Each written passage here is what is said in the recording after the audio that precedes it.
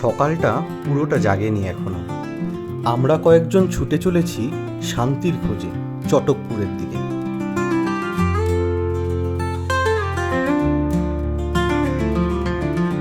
শহরের কোলাহল এখন পিছনে, আর চোখের সামনে শুধুই সবুজ। আর তারপর একটা ছোট্ট বোর্ড, একটা ছোট্ট গ্রাম, নাম চটকপুর। পাহাড় আমাদের ডাকে, কিন্তু থাকার জন্য দরকার হয় একটা আশ্রয়। আমরা ছিলাম কুলুং হোমস্টেতে।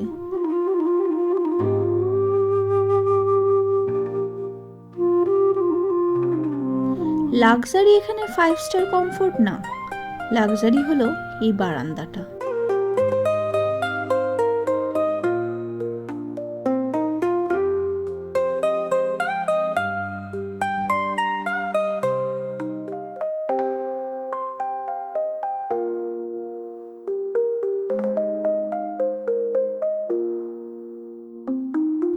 রুমে ঢুকেই মনে হলো আমরা ঠিক জায়গাতেই এসেছি।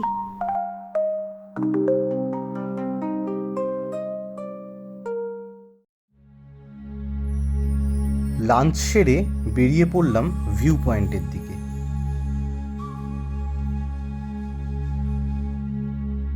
না, কাঞ্চনজঙ্ঘা দেখতে পেলাম না। পাহাড় সবসময় নিজেকে দেখায় না, হয়তো এটাই তার সৌন্দর্য, সে নিজের মতোই থাকে।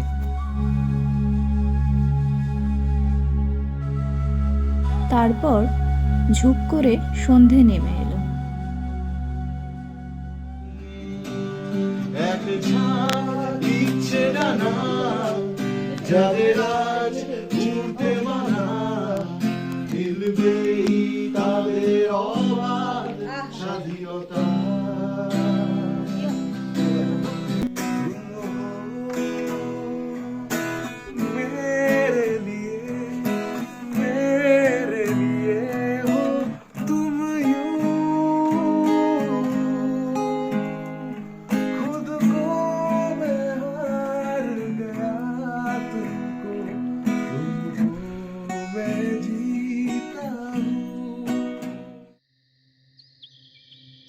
পরের দিন ব্রেকফাস্ট করে বেরিয়ে পড়লাম কালাপুকুরের দিকে।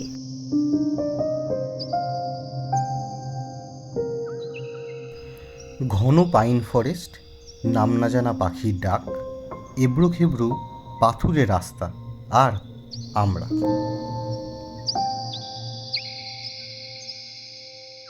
পাহাড়ের উপর পাইন ফরেস্টের মধ্যে দিয়ে হাঁটার অনুভূতি একদম অন্যরকম।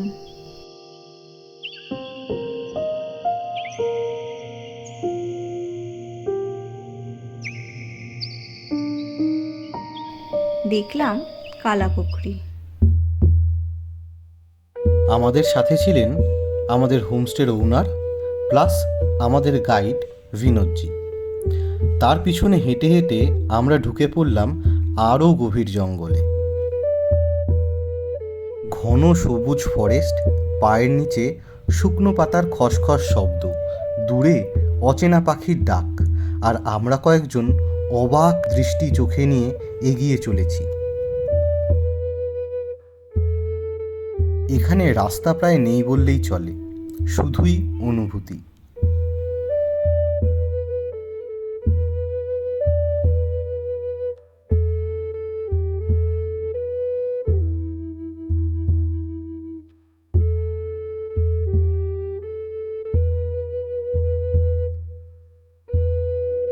সব মিলিয়ে চটকপুর কিন্তু জমে ক্ষীর, কিন্তু সব জার্নিরই একটা শেষ থাকে, আর আজ আমাদের সেই দিন। ফিরে যাচ্ছি বটে, কিন্তু চিরকাল মনে থাকবে এই চটকপুরে কাটানো দিনগুলোর কথা।